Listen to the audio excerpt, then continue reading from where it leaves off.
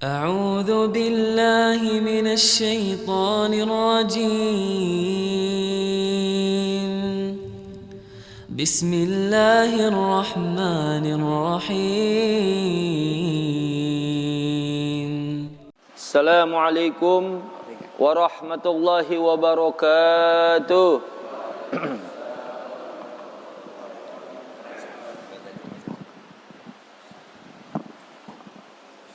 الحمد لله المبدئ المعيد الفعال لما يريد الكبير المتعال الواحد بلا مثال الموصوف بكل صفات الجلال والكمال والصلاة والسلام على سيدنا محمد الذي أرسله الله شاهدا ومبشرا ونذيرا وداعيا إلى الله بإذنه وسراجا منيرا وعلى آله وأصحابه ومن تبعهم بإحسان إلى يوم الدين. أما بعد فإن أحسن الحديث كتاب الله وخير الهدي هدي النبي محمد صلى الله عليه وسلم وشر الأمور محدثاتها فإن كل محدثة بدعة وكل بدعة ضلالة وكل ضلالة في النار. Yang sama-sama kita muliakan guru kita, orang tua kita, Bapak Al-Ustaz Al-Haj Sarnubi bin Haji Amsid. Yang sama-sama kita muliakan Bapak Dr. Andes Hermawan, Bapak Al-Ustaz Subhanul Fajri, Bapak Al-Ustaz Hasan Syadzili serta segenap pengurus Masjid Al-Mubarakah dan juga para asatidzah lainnya, para hujaj, para sepuh dan hadirin sekalian. Alhamdulillah, senantiasa kita panjatkan puji syukur kita kehadirat Allah Subhanahu wa taala. Salawat dan salam tak lupa kita sampaikan pada junjungan kita Nabi besar Muhammad sallallahu alaihi wasallam, juga pada keluarga dan para sahabatnya. Sebelum kita mulai ta'lim kita ini, marilah terlebih dahulu kita bacakan surat Al-Fatihah, yang insyaallah dengan keberkahan dari surat Al-Fatihah ini semoga Allah Subhanahu wa taala mudahkan sampainya ilmu ke dalam hati dan fikiran kita. Al-Fatihah li niyatil qabul wa tamami kulli salahatul rasul bi anna Allah yaftahu alaina abwabal futuh أبواب المعرفة بجاه سير والد عمنان سيدنا محمد صلى الله عليه وسلم وآله وأصحابه وزواجه وأولاده وذريته وأهل بيته الكرام. ونصنف هذا الكتاب إلى السيد عثمان بن عبد الله بن عقيل بن عمر بن يحيى. لهم الفاتحة. أعوذ بالله من الشيطان الرجيم. بسم الله الرحمن الرحيم. Alhamdulillah rabbil alamin arrahmanir rahim maliki yaumiddin iyyaka na'budu wa iyyaka nasta'in ihdinas siratal mustaqim siratal ladzina an'amta 'alaihim ghairil maghdubi 'alaihim waladdallin amin. Hadirin, alhamdulillah kita dapat berkumpul dalam majelis ilmu kembali, di mana duduknya kita di sini hadirin ini banyak sekali, ya, bonus dari Allah Subhanahu wa taala. Di mana kalau majlis ilmu tersebut adanya di masjid, maka kita berada di sebaik-baik tempat. Khairul biqa' al-masajid wa syarrul biqa' al-aswaq. Sebaik-baik tempat adalah masjid. Nah, bahkan kalau di masjid kita bisa pasang niat, ya. Yang pertama, kita sudah berada di tempat yang baik, ada pahalanya khusus. Pasang niat apa? Nawaitul i'tikaf fi hadzal masjid ma dumtu fihi lillahi ta'ala. Ya, dalam hati kita ucapkan, dalam hati kita yakni lintaskan, saya niat iktikaf selama saya berada di dalam masjid ini karena Allah Ta'ala. Dapat itu pahala iktikaf. ya, bonus lagi. Kemudian ya dari awal alhamdulillah yang kesempatan sholat sunat fajar, sholat subuh berjamaah, ya hadirin. Sampai yakni kita akan lanjutkan dengan ta'lim. Ini satu ibadah yang luar biasa pula ini, menuntut ilmu ya. Dalam satu riwayat disebutkan tafakkurus sa'ah khairun min ibadati sittina sanah. Berfikir sesaat, sebentar. Berfikir sebentar, ya, mempelajari ilmu yang bermanfaat. Ini lebih baik dari ibadah 60 tahun. Allah. Kita ibadah 60 tahun. Berat itu hadirin. Istiqomah selama 60 tahun isinya ibadah doang. Ya, berat sekali. Ini keutamaan, kemuliaan untuk umat Nabi Muhammad sallallahu alaihi wasallam. Ya, Allah berikan banyak sekali. Sekarang ya, tinggal hambanya deh. Ya, tinggal manusianya nih. Mau gak meraih segala fadilah, keutamaan yang Allah sediakan, yang Allah janjikan. Ya, jangan sampai batu koral, ya, yakni kita tukar sama kita punya permata, intan berlian, kita punya batu permata 1 miliar, kita tukar dengan batu koral. Artinya apa hadirin?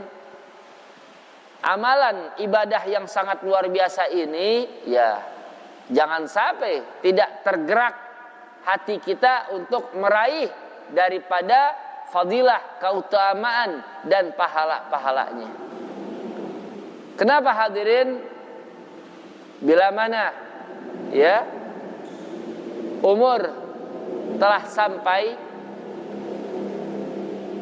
walikulli ummatin ajal, fa idza jaa ajaluhum la yastakhiruna sa'atan wa la yastaqdimun. Ini kalau kita umur kita udah sampai hadirin, nggak bisa dimajuin, nggak bisa dimundurin. Ya, menyesal sehari-harinya kita di barzah. Kenapa hadirin? Karena mereka yang selamat di barzah, ya, sababiah terbesarnya adalah iman dan amal saleh. Jangan sampai di dunia kita kaya raya, hidup enak, nyaman, fasilitas luar biasa. Kita masuk alam barzah, alam kubur, miskin, kita tak punya apa-apa. Naudzubillah. Nah hadirin, ya, kalau di dunia ini banyak sekali kontrakan yang kita punya. Taruhlah 20 pintu sampai 30 pintu. Ya. Tapi enggak pernah tergerak buat bantu infak di masjid, memakmurkan masjid, ya, menghidupkan kegiatan masjid, ya. Di samping kita bantu orang-orang yang memang tak berpunya, yang sedang dalam kebutuhan, maka harta yang kita miliki tersebut hadirin hanya semata-mata berputar dalam keluarga kita. Kalau keluarga kita ingat kita, nah hadirin, kalau keluarga kita wafat, dia lupakan kita, selesai kita. Ya, tapi siapa orang, ya, yang memberikan infak untuk jalannya kegiatan-kegiatan di masjid, maka selama kegiatan tersebut berjalan, ada orang faham akan ilmu, tersebab ada pengajian yang diadakan, ini orang kemudian beramal dari apa yang dituntutnya tadi daripada ilmu, maka orang yang nyumbang ikut dapat pahalanya. Allah. Kenapa? Karena bersekutu dalam kebajikan. Nah hadirin, ya, wa ta'awanu 'alal birri wat taqwa wa la ta'awanu 'alal itsmi wal udwan. Tolong menolonglah kalian atas kebajikan dan ketakwaan. Inilah hadirin sekalian, ya. Jadi siapapun dapat pahalanya nih. Yang yakni membersihkan masjidnya, ya segala aktivitas di masjid ini demi kelanggengan kegiatan masjid, dakwah, syiar, takmir. Kenapa hadirin? Kalau ilmu sudah padam di suatu wilayah, akan diangkatlah keberkahan, ya, dari daerah tersebut. Orang udah nggak kenal lagi ilmu agama, udah buta daripada ilmu agama. Nih hadirin, ya, jangan sampai itu terjadi. Jadi mari, yakni kita ajak pula tetangga kita, saudara kita, terutama keluarga kita, untuk ikut bersama kita dalam majlis ilmu yang disebut oleh Nabi sebagai taman surga. Demikian hadirin sebagai muqaddimah, ya, tentang keutamaan yang memang perlu untuk diingatkan kembali, dan tentu juga untuk ingatan saya pribadi yang pertama dan juga kepada hadirin secara umumnya. Baik, mari kita lanjutkan pembahasan kita dari kitab sifat 20, kita sampai pada sifat sama. Ya. Kitab sifat 20 pada sifat wajib Allah, sam'un atau sama, artinya mendengar. Maka mustahil tuli, dalilnya firman Allah Ta'ala, wallahu sami'un alim. Artinya bermula Allah Ta'ala yang amat mendengar dan amat mengetahui, maka patut bagi mukmin mu'takid bahwa ia takut berkata yang haram, sebab karena Tuhannya amat mendengar akan segala perkataannya adanya. Jadi sifat sama ini pun sering disebut di dalam Al-Quran. Innahu huwas sami'ul alim. Ya. Sesungguhnya dia Allah maha mendengar lagi maha mengetahui. Sami' alim. Ya, dari sama' itu. Dalam Al-Quran Allah firmankan pula, ma yalfidhu min qaulin illa ladaihi raqibun atid. Tidaklah, ya, diucapkan dengan perkataan, tidaklah suatu perkataan yang diucapkan, melainkan di sisinya ada malaikat raqib dan atid yang mencatat, yang mengawasi. Ya, ini hadirin. Jadi apapun yang kita bicarakan ini tercatat. Meskipun udah 30 tahun lalu kita ngomong, catatan kagak hilang itu. Sejak kita baligh usia dewasa, kecatat itu semua. Insyaallah.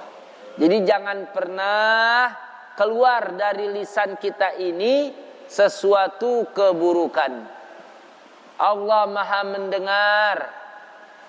Ya, jadi jangan khawatir hadirin. Kegelapan malam, kesunyian malam, dalam kesepian kita tersebut, kita munajat kepada Allah, kita berdoa kepada Allah dengan rintihan hati, dengan lirihnya suara, maka Allah Subhanahu wa ta'ala mendengar segala apa yang kita ucapkan, mengetahui segala apa yang kita inginkan. Minta kepada Allah. Banyak berdoa, banyak berzikir, bermunajat. Allah suka, Allah senang. Allahu yaghdabu in tarakta su'alahu wa bani Adam hina yus'alu yaghdabu. Allah murka kalau kita nggak mau berdoa. Orang kalau nggak mau minta sama Tuhan, sombong ini orang. Nah hadirin, Nabi SAW itu dikit-dikit doa. Subhanallah. Nabi doa, banyak sekali doa dari beliau Rasulullah SAW. Jadi kalau kita minta terus menerus ya kepada Allah, Allah suka, Allah senang, Allah ridha.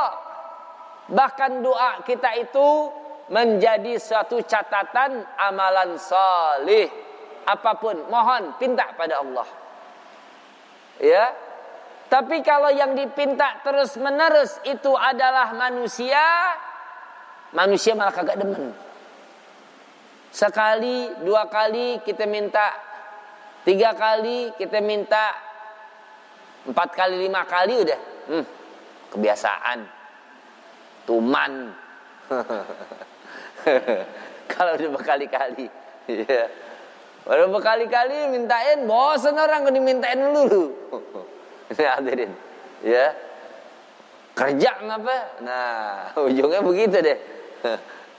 Tapi kalau Allah dimintain selalu, subhanallah, justru, ya, karena membuktikan, ya, pengakuan kita akan kudrah kuasanya Allah, akan maha kayanya Allah, ya, bahwa Allah lah yang memiliki segala apa yang ada.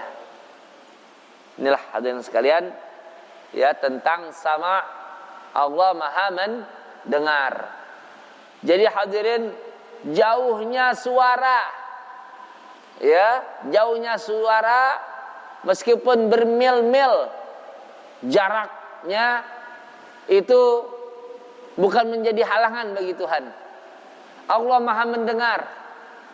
Bahkan langkah semut di tengah keramaian jalan, Allah dengar suara langkahnya. Rintihan hati kita, Allah dengar. Ya. Ini hadirin sekalian, ya. Jadi tembus itu. Jangan pernah mengatakan, ya, Allah tidak mendengar doa kita. Maksudnya hadirin, kalau doanya tidak didengerin, bukan Allah tidak mendengar. Artinya, kalau kita mengatakan doanya tidak didengar, maksudnya tidak diijabah. Kayak seperti, udah jangan dengerin. Padahal dia ngomong kedengeran. Jangan dengerin artinya acuhkan saja. Itu maknanya. Jadi inilah Allah Subhanahu wa ta'ala. Jadi jangan khawatir, hadirin, ya. Ketika kita mengucapkan apapun, Allah yang maha mengetahui dari apa yang kita ucapkan. Nah itulah sifat sama, ya. Dan juga hadirin, kerasnya suara.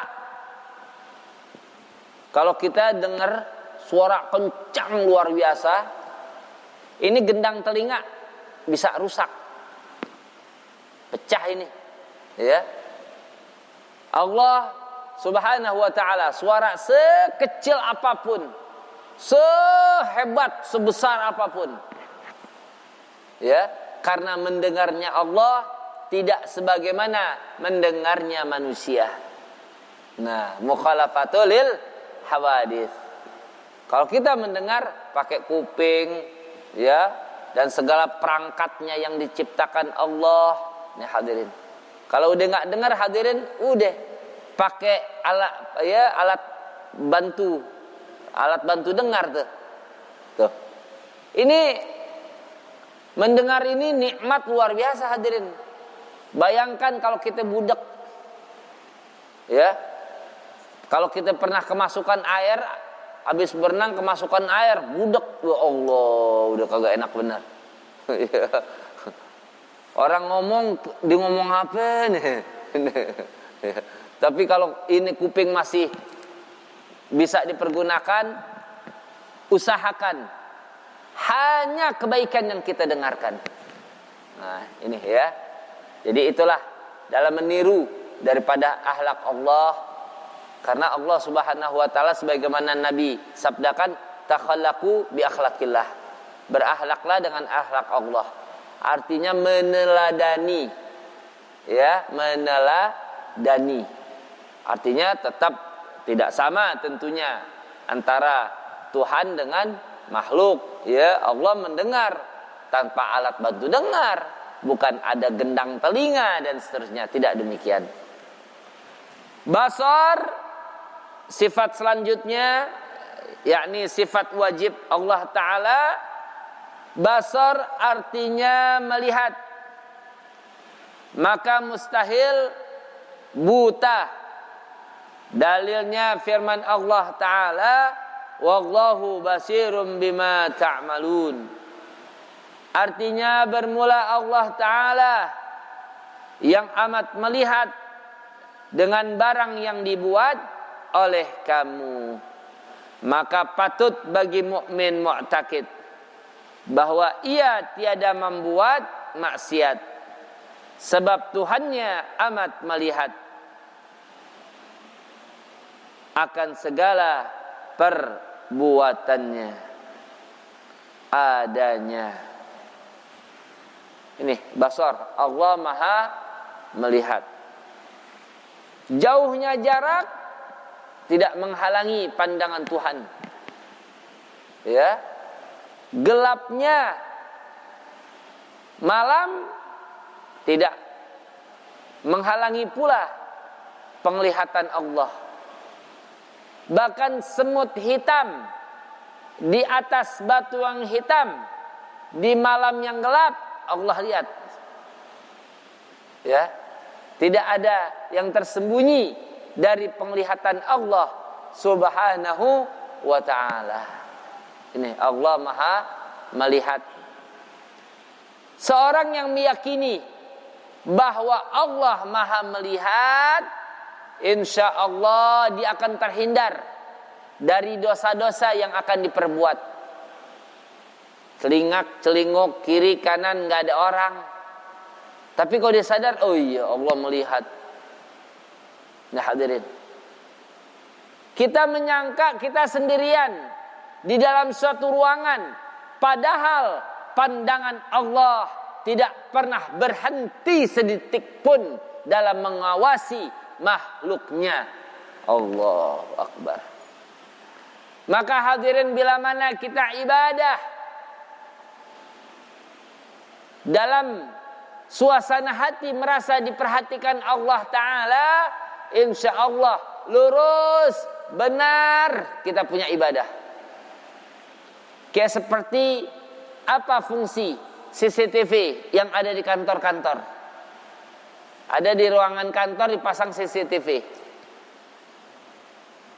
Bos nggak selalu lihat, tapi segala praktek yang dilakukan di kantor di satu ruangan, kalau ada CCTV, karyawan lihat, waduh, ada CCTV nih.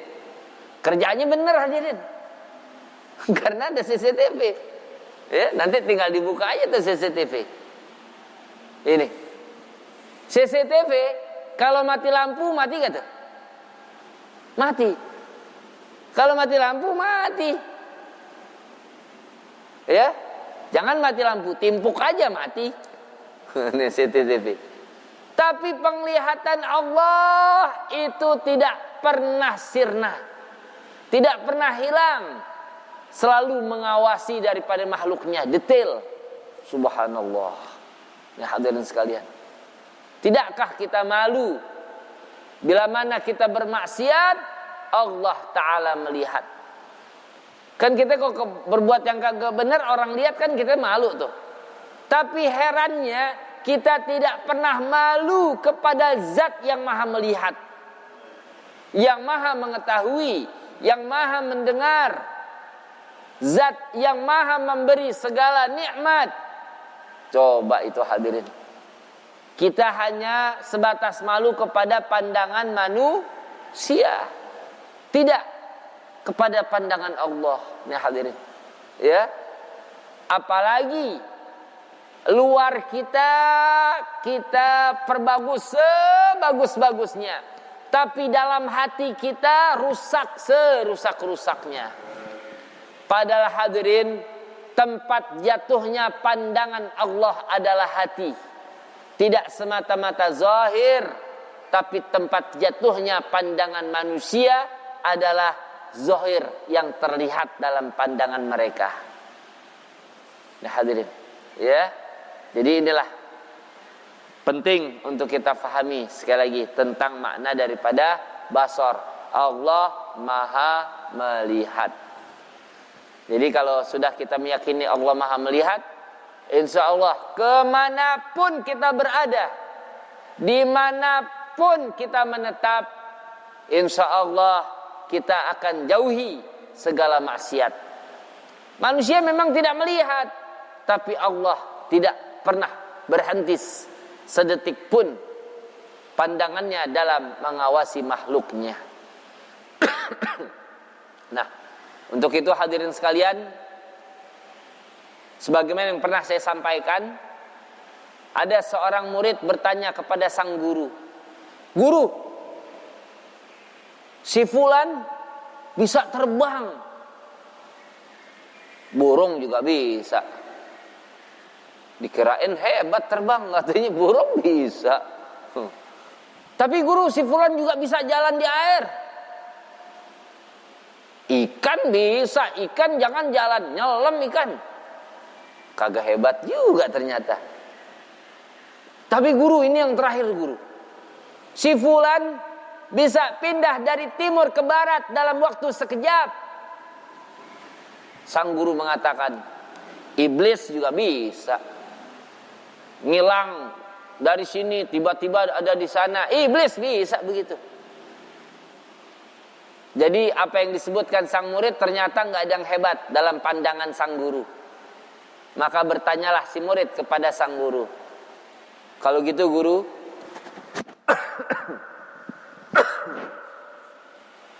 jika demikian, ya, siapa orang yang paling hebat dalam pandanganmu?" Maka sang guru pun menjelaskan, orang yang hebat itu antakuna fi zahir ma'al khalq wa fil batin ma'al haqq, yaitu orang hebat engkau secara zahirmu kau bersama makhluk, tapi batinmu senantiasa bersama Allah Subhanahu wa taala. Dalam keramaian hadirin kita masih ingat Allah.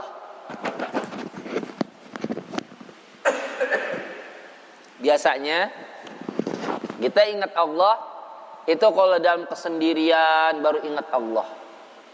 Ya. Kalau rame-rame kadang-kadang kita lupakan Tuhan. Nah, kecuali rame-ramenya ibadah. Nah, kalau lagi di pasar, di jalan, ya, sulit sekali untuk selalu merasa diperhatikan Allah. Jadi orang yang hebat merasa terus gerak-gerik kita selalu diperhatikan Allah. Ini orang hebat. Karena dimanapun dia berada, pasti dia akan selalu mengingat Tuhannya. InsyaAllah. Ini hadirin tentang sifat basar. Ini sifat yang ke-12, sifat basar. Kita masuk sifat yang ke-13, yakni kalam. Kalam artinya berkata-kata, maka mustahil keluh. Keluh itu bisu. Kalau keluh bahasa kita sekarang, keluh itu sulit mengucapkan, ya. Dalilnya firman Allah Ta'ala, wa kalamallahu Musa taklima. Artinya berkata-kata Allah Ta'ala akan Nabi Musa, akan sempurna kata adanya. Maka patut bagi mukmin mu'takid bahwa ia banyak-banyak memberi zikir pada Allah Ta'ala dengan pengharapan sebutan Allah Ta'ala jua adanya. Allah punya sifat kalam, berkata-kata. Hadirin, Faham Mu'tazilah mengatakan Tuhan tidak bersifat. Siapa yang mengatakan Tuhan bersifat berarti ta'adud nanti. Ada sifat, ada zat. Jawaban Ahlus Sunnah wal Jamaah tidak. Ya. Sifat tersebut berdiri pada zatnya. Kayak seperti ya. Ini kertas warnanya putih. Sifat kertas ini putih. Bisakah sifat putih ini dipisahkan dari kertas? Nggak bisa. Begitu. Jadi tetap satu, esa. Karena sifat dan zat itu tidak dapat dipisahkan. Ya.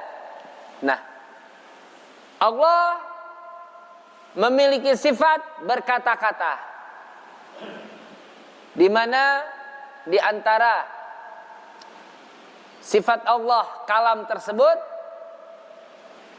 yang kita fahami, yang kita dapati tentang Al-Quran sebagai kalamullah, firman Allah subhanahu wa ta'ala.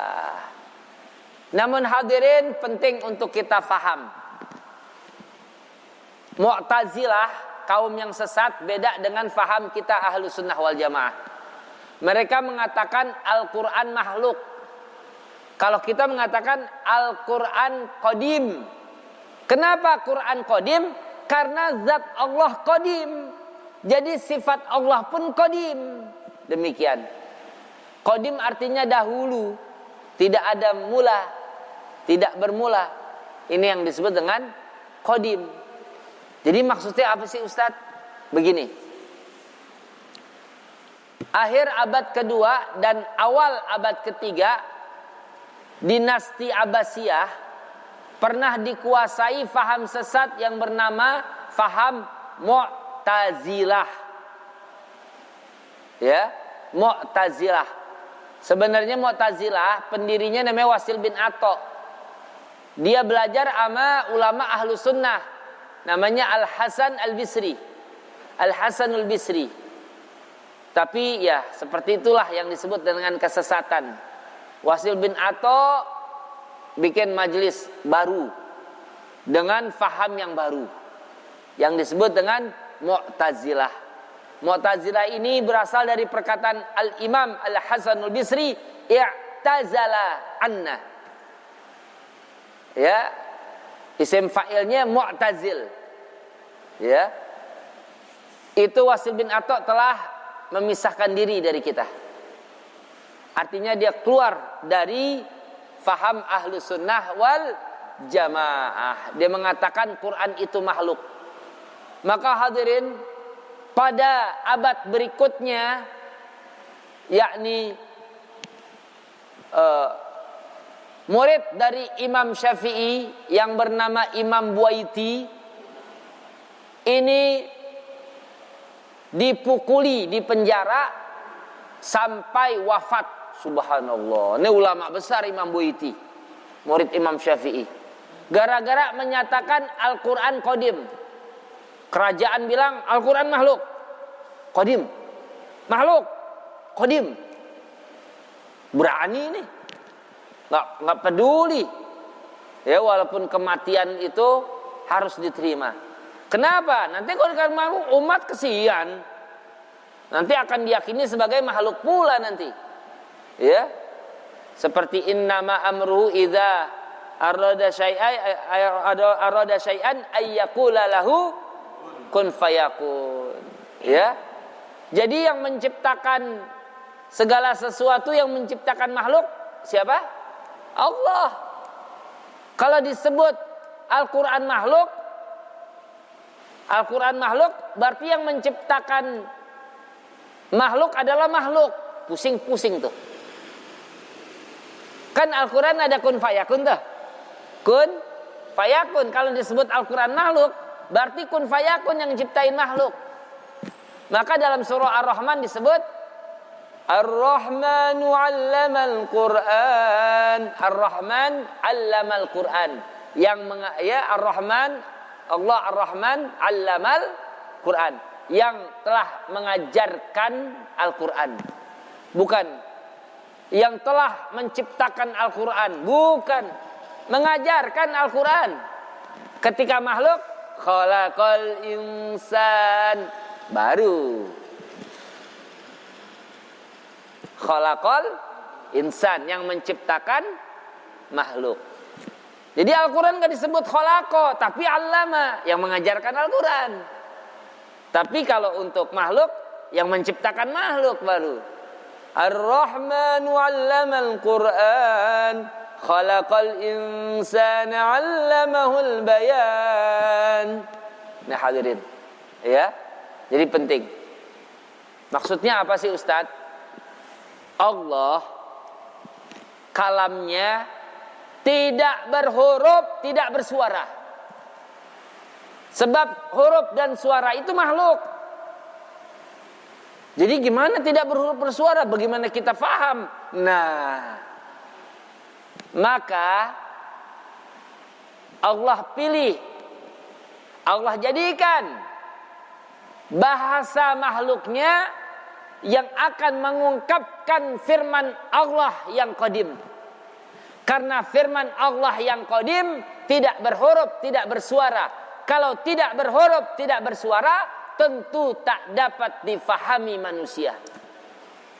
Dipilih, yakni dari bahasa makhluk, Allah memilih untuk ungkapan firman Allah yang qadim, bahasa Arab. Masya Allah. Kenapa bahasa Arab? Karena hadirin bahasa Arab bahasa paling indah, paling dalam, paling banyak kosakata, bahasa yang sangat transparan. Masya Allah. Kita kalau nyebut onta, ada gak bahasa kosakata selain onta yang maknanya onta juga? Kagak ada. Kalau kita onta umur 1 tahun, genep 1 tahun, masuk tahun kedua, namanya onta apa? Ya namanya onta udah 1 tahun. Bahasa Arab ada, ya, bintu labun.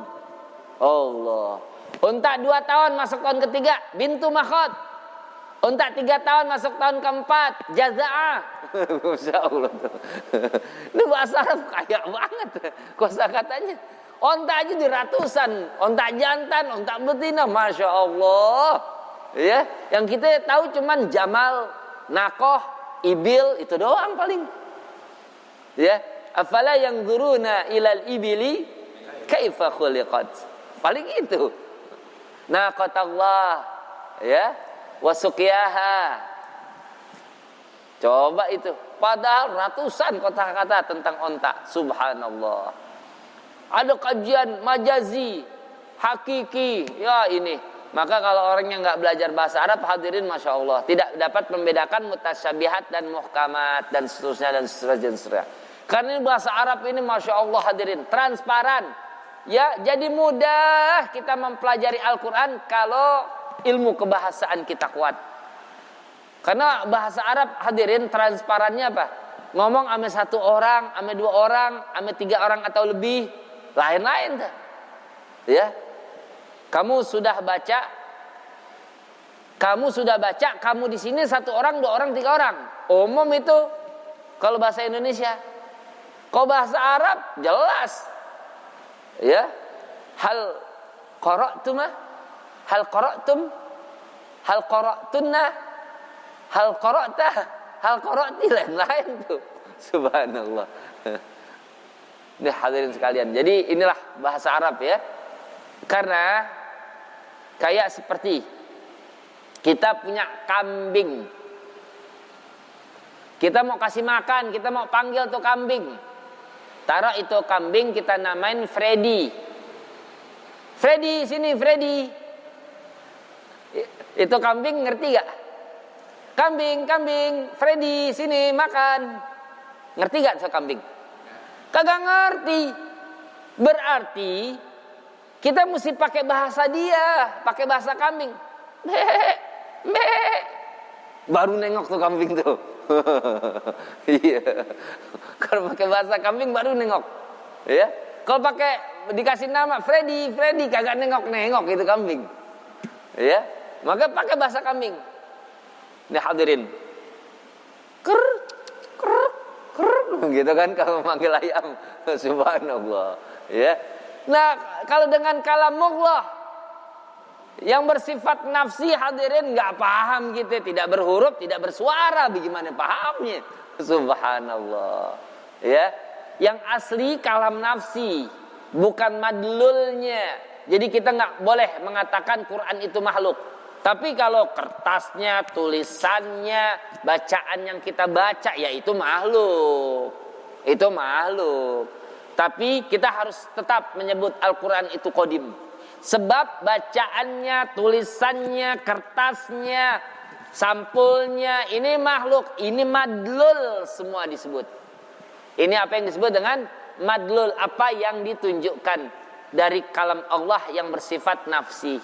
Bahkan dalam satu pepatah Arab ada dikatakan, innal kalama la fil fuadi wa innama ju'ilal lisanu 'alal fuadi dalila. Sesungguhnya yang disebut kalam, bicara, pembicaraan, itu adalah apa yang ada di hati. Dijadikannya lisan, keluar suara dari kita punya lisan, itu hanyalah ungkapan apa yang ada di dalam hati. Ungkapan apa yang ada di dalam hati. Saya ngomong nih, saya bicara. Sebenarnya ini ucapan saya adalah ungkapan hati yang saya keluarkan. Paham itu? Ketika masih di dalam hati saya, kalau udah saya ucapkan, kedengeran nggak? Kedengeran. Kalau sudah saya tuliskan, kelihatan nggak? Kelihatan. Paham kan berarti? Ketika diucapkan, dituliskan berarti faham. Kalau itu ungkapan masih ada di hati, difaham nggak? Antum ngerti gak kalau saya masih ngomong dalam hati? Kagak paham. Tidak berhuruf, tidak bersuara. Nah, paham ya itu maksudnya ya? Ini hadirin. Jadi Al-Quran qadim. Al-Quran qadim. Termasuk hadirin Imam Ahmad bin Hanbal. Masya Allah. Ini Imam Ahmad bin Hanbal hadirin. Beliau sama diseret, dirantai, dipenjara, dipaksa untuk mengakui Al-Quran itu makhluk. Tidak, Al-Quran qadim. Makhluk, qadim. Dipukuli sampai pingsan. Berdarah-darah, dicambuk, habis tubuhnya. Ini Imam Ahmad bin Hanbal, ulama yang hafal 1 juta hadis. Allahu Akbar. Ulama besar ini. Imam Ahmad. Ya, pada masa Abbasiyah. Ini Imam Bukhari dikejar-kejar itu, kabur Imam Bukhari. Ini ulama-ulama besar ini. Jadi hadirin, ya kalau ada ulama dizolimi ya dari dulu. Kalau udah ada sangkutannya dengan penguasa, udah masya Allah deh. Nah hadirin. Nah kemudian Imam Syafi'i, kok nggak kena Imam Syafi'i? Imam Syafi'i pakai taktik, bukan tik-tak, taktik. Strategi siasat. Dipanggil Imam Syafi'i. Ketika di hadapan raja, ya raja Abbasiyah, kita jangan bilang khalifah deh. Khalifah itu terlalu mulia maknanya ya. Jadi antum sebut Raja Umayyah, Raja-Raja Abbasiyah, Raja-Raja Turki, bukan khalifah. Khalifah cuman hampir berhenti sampai Sayyidina Ali bin Abi Thalib karamallahu wajhah. Itu yang disebut dengan khalifah yang sesungguhnya. Khulafaur Rasyidin. Ya kalau antum mau terusin ya sampai Sayyidina Hasan. Udah selesai. Adapun selanjutnya Sayyidina Hasan memberikan. Sudah tidak dipilih umat tuh, tapi Sayyidina Hasan memberikan ya kekuasaan kepada Muawiyah supaya umat bersatu, jangan bertempur, jangan berperang melulu. Subhanallah. Inilah hati mulianya cucu Nabi Sayyidina Hasan bin Ali bin Abi Thalib radhiyallahu anhum.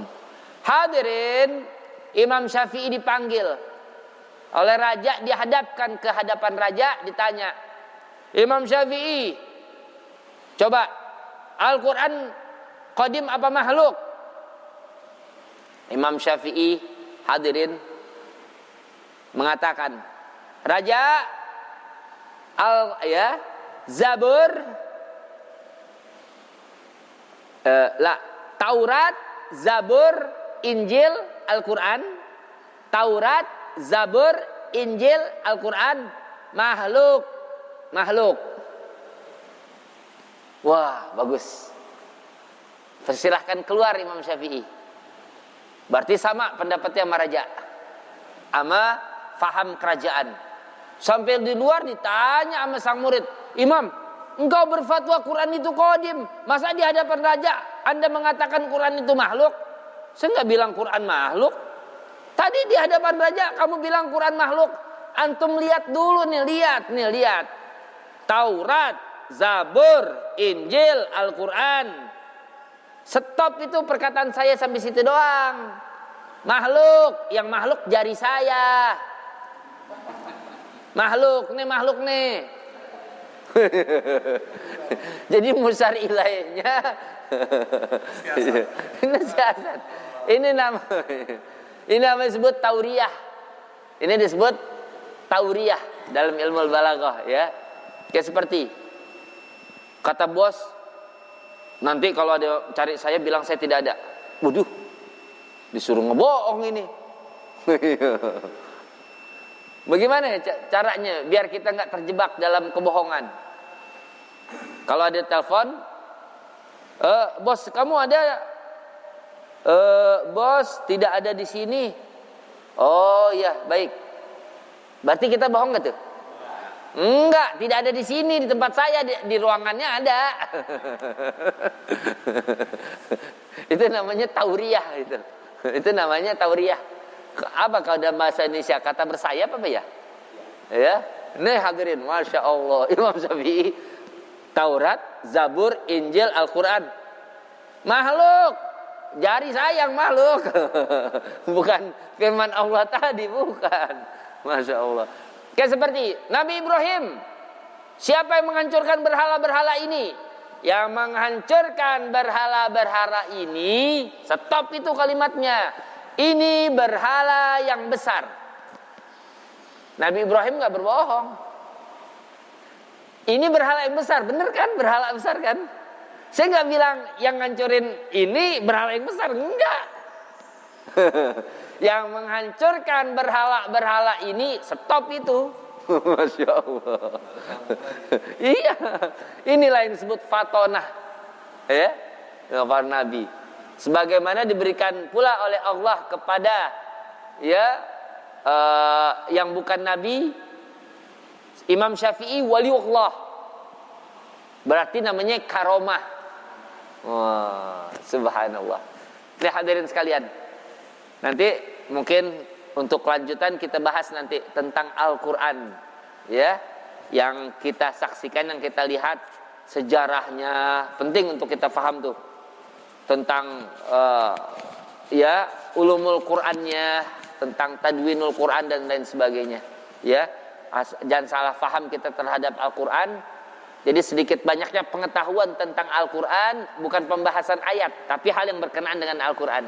Ini mesti kita fahami pula. Insya Allah pada kesempatan berarti bulan depan ya, kita akan bahas kembali tentang sifat kalam di sini. Jadi fahami kalam, sifat bersifat kalam itu Allah berfirman, tidak berhuruf, tidak bersuara. Ustadz, sekarang apa makna? Wa kalamallahu Musa taklima. Kalau antum mengatakan Allah berfirman tanpa huruf, tanpa suara, bukan huruf, bukan suara, tapi kan Allah bercakap-cakap dengan Nabi Musa tadi, dengan percakapan yang sempurna. Bagaimana memahami wa kalamallahu Musa taklima? Allah berkata-kata kepada Nabi Musa. Maknanya hadirin, Allah memberikan pemahaman kepada Nabi Musa sehingga Nabi Musa memahami apa yang Allah firmankan. Paham gitu maknanya?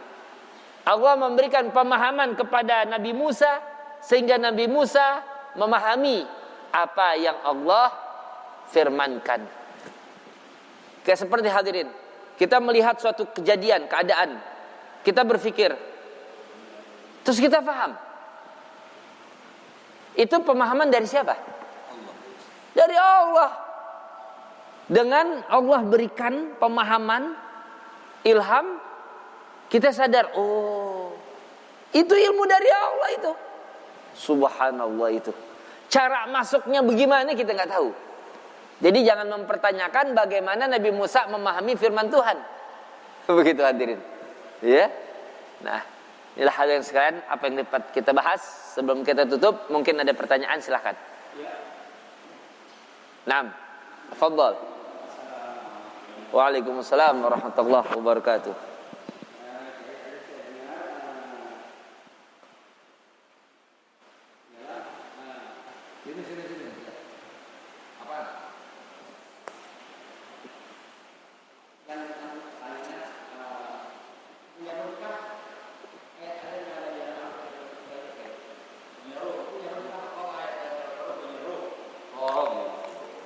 Ayat-ayat Al-Quran punya ruh.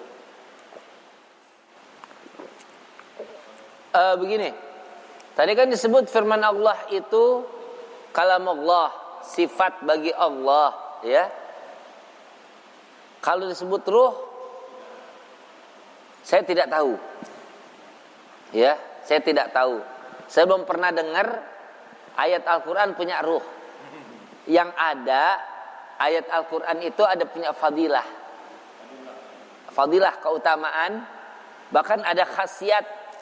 Bahkan dari Nabi sendiri kan banyak mengucapkan, kayak seperti kalau kita membaca, menghafal 10 ayat pertama dari Al-Kahfi, terhindar daripada tipuan Dajjal. Nah hadirin, ya. Atau kita baca Al-Falaq, An-Nas, Kulhu, ya, pengen tidur, itu segala macam keburukan, kejahatan makhluk nggak bakal sampai ke kita, insyaallah. Nah, kan ayat Al-Quran tadi baca, udah rapi, tiup tangan, usap dari apa yang dapat kita sampai. Itu sunnah Nabi itu. Mau santet, telu, sihir apapun nggak nyampe ke rumah kita. Gampang itu padahal ngerjainnya. Kulhu, Al-Falaq, An-Nas kan kita hafal semua. Udah rapi sekali, tiup, balik lagi sekali, sampai 3 kali bolak-balik. Kulhu, kul a'udzu birabbil falaq, kul a'udzu birabbin nas. Jadi pertanyaannya saya tidak tahu, ya. Yang ada Al-Quran memiliki khasiat, fadilah, keutamaan seperti itu. Ya, silakan, mungkin ada yang lain. Ya, silakan Pak. Waalaikumsalam warahmatullahi wabarakatuh.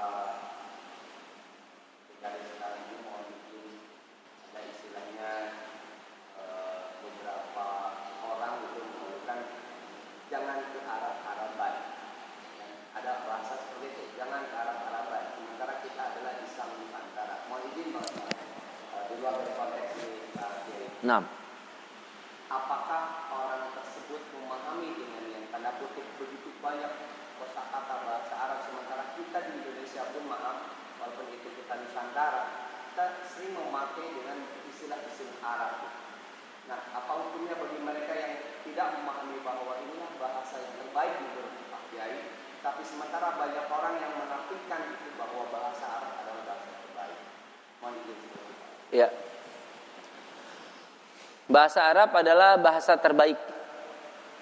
Bahkan Nabi bersabda, "Ahibbul Arab li thalath, li'anni Arabi wa Al-Qur'anu Arabi wa kalamu ahli jannah Arabi." Cintailah Arab karena 3 hal. Karena aku ini orang Arab, kata Nabi. Kemudian Al-Quran berbahasa Arab. Dan bahasa ahli surga adalah bahasa Arab. Begitu. Ya, cintai Arab karena 3 hal. Adapun bahasa yang kita gunakan, bahasa daerah yang baik, apapun bahasanya, itu pun tidak terlarang. Itu pun diciptakan Tuhan. Jadi gunakan bahasa kita sehari-hari, silahkan.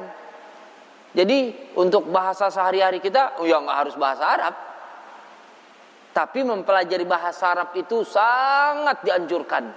Kalau untuk ustadz, ulama, wajib untuk dilakukan, lain. Karena itu nanti kepentingannya tentang pemahaman terhadap pelajaran dari apa yang disampaikan.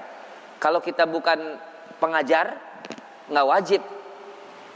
Sekedar kita faham arti-arti zikiran, bacaan yang kita baca. Nah, itu baru. Tapi mempelajari sampai detail sebagaimana ulama, ya tidak. Kalau ulama ya mesti ngerti, nggak ngerti ya berhenti. Jangan jadi ulama. Bagaimana dia mau menerangkan kalau dia nggak paham bahasa Arab? Nah, itu yang pertama. Jadi ungkapan-ungkapan bahasa kita ya gunakan. Jadi harus ya akhi, ta'al akhi gitu. Artinya kadang-kadang begini hadirin, mereka yang nyebut akhi, ukhti, yang dipanggil akhi teman pengajiannya doang. Ya, yang bukan anak majelisnya kagak dipanggil akhi. Akhi kan arti saudara. Iya, yang padahal teman pengajian ini nggak seberapa orang.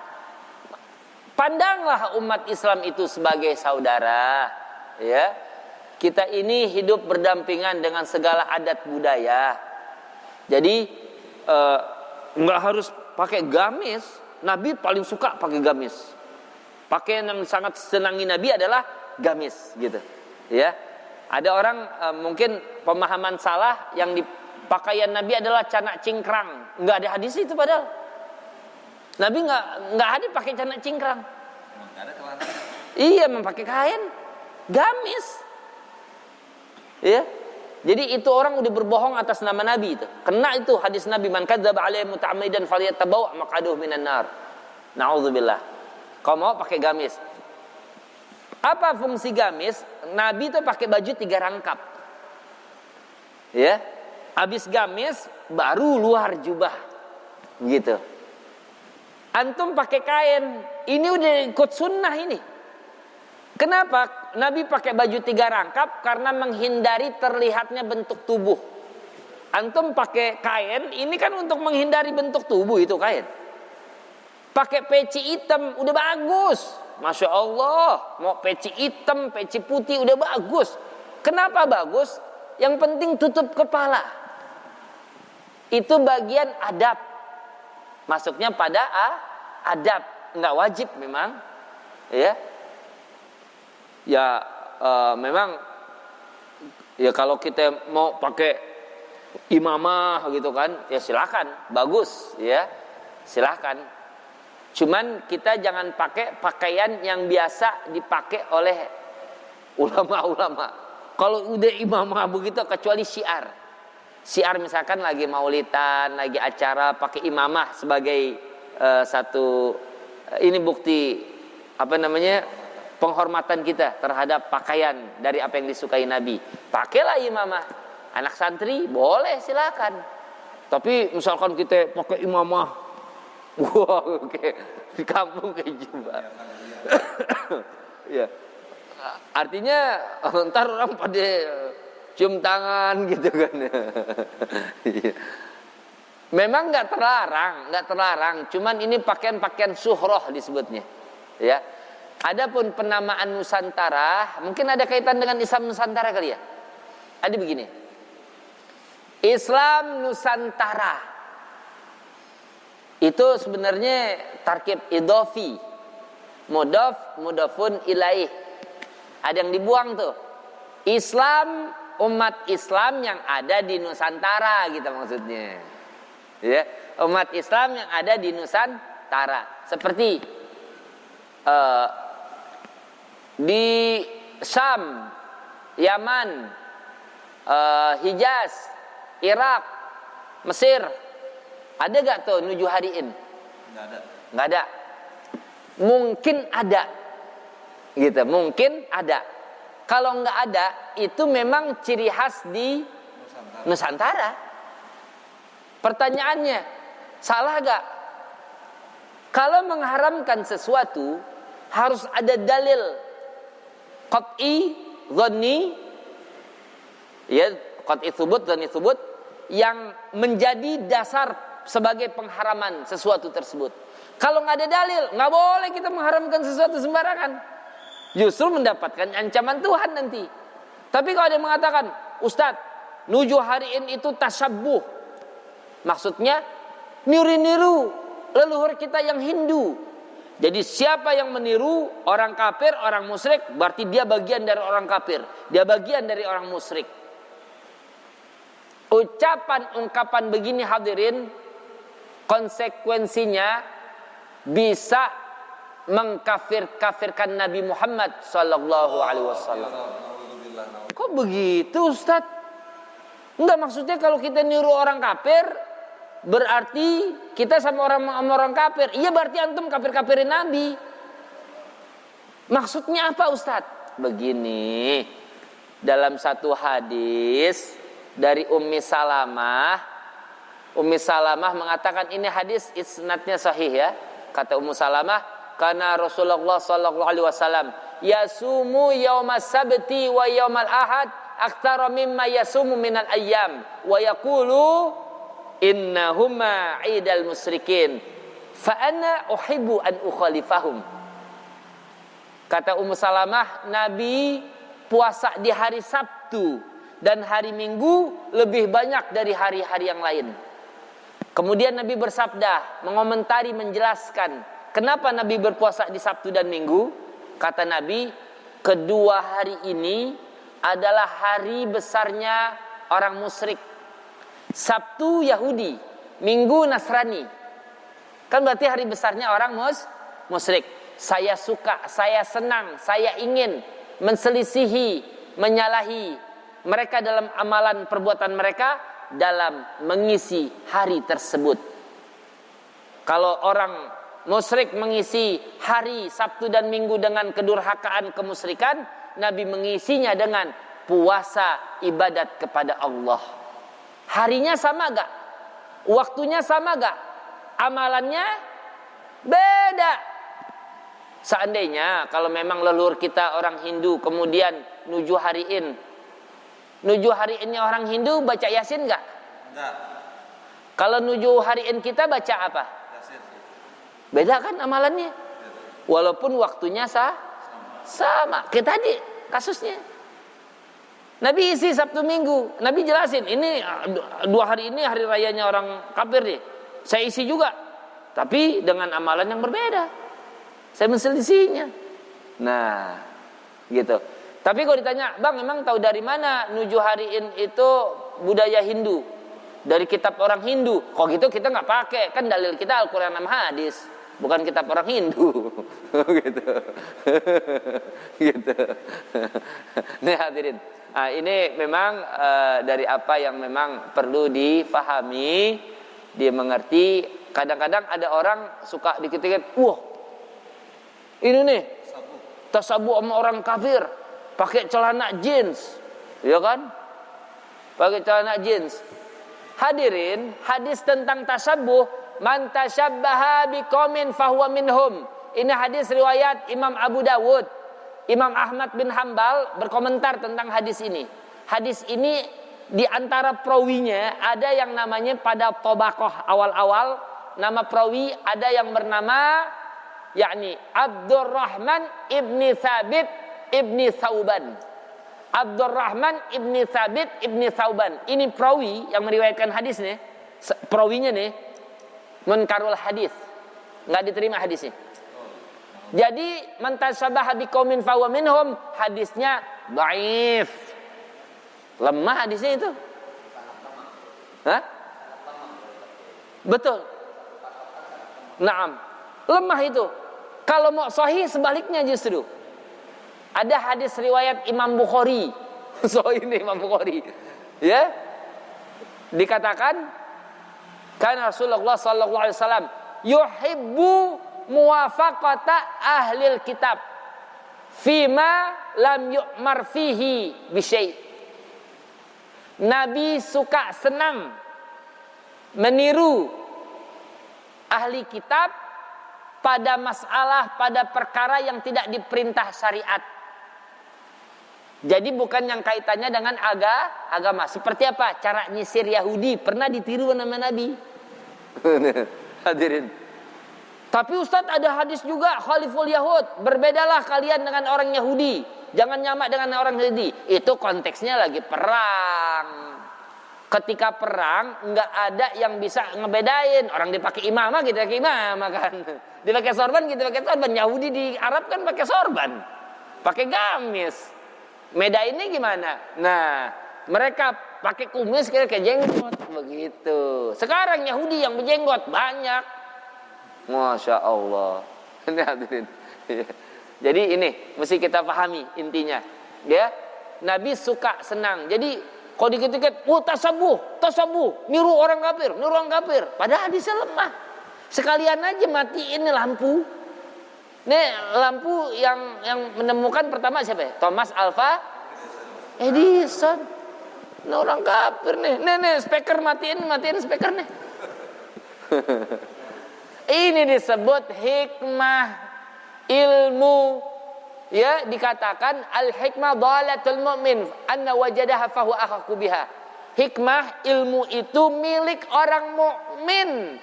Dimanapun si mukmin mendapati hikmah tersebut, mukmin yang lebih berhak untuk memilikinya. Raih, nggak apa-apa kita fasilitas handphone pakai, tapi untuk kebaikan. Kok kita bilang handphone, wah orang kafir nih produk kok. Habis kita dijajah. Kita nggak bisa kuasain teknologi. Inilah pemikiran yang sangat picik ya. Nah, jadi Islam Nusantara artinya Islam yang ada di Nusantara dengan gayanya gitu. Ya, dengan budaya Nusantara ya. Tapi jangan bilang, "Oh, kalau Arab, oh, Masya Allah, bangsa Arab mulia." Ya, karena Nabi terakhir Allah utus dari mereka. Bangsa Arab itu mulia. Bughdul Arab kufrun wa bughdhu Bani Hashim nifaqun. Tuh, bahaya itu. Hati-hati, orang yang benci sama Arab, naudzubillah min dzalik. Ya, itu berbahaya sekali. Nah, hadirin sekalian. Jadi mereka mulia, ya. Adapun kita punya ada satu adat istiadat yang isinya adalah ternyata masih kaitannya dengan ibadah. Kayak seperti baca Al-Quran. Enak gak? Ternyata adat istiadat kita Nujariin 40 harian isinya baca Quran. Indah gak? Indah. Tapi Nabi gak pernah melakukan. Kan atarku ya la yadullu ala man'ih. Yang disebut Nabi gak mengerjakan sesuatu hal itu gak kemudian menunjukkan atas larangan. Kalau ada yang disifat haram itu harus ada dalil yang menunjukkan keharaman tersebut. Jadi ini pembahasannya sangat luas. Nah, mungkin dalam fikih nanti kita bahas tuh tentang at-tarku. Ya, cukup ya.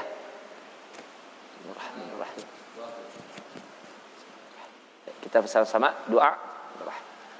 Alhamdulillah ghafuri lil 'abdi dzil ghururi wal fardi fil umuri wa hamakatil huburi wa salatullah dawama wa salamuhu tamama ala man yaji imama wa li anbiya khitama wa alal alil kirami wa sahbikan nujumi fi qadwatil marami lil urbi wal a'jami ya rabbana i'tarafna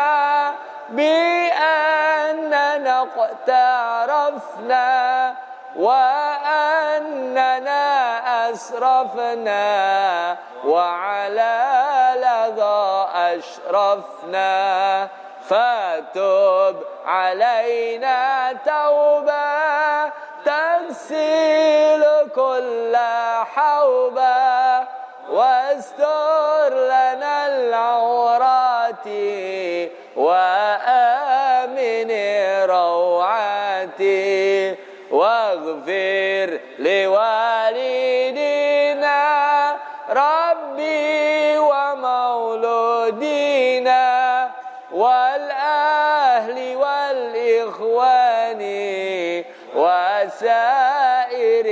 الخلان وكل ذي محبة أو جيرة أو صحبة والمسلمين أجمع آمين ربي يسمع فضلا وجودا منا لا باكتساب منا بالمصطفى الرسول نحظى بكل سول صلى وسلم ربي عليه عند الحب وآله وصحبه عداد قاس السحب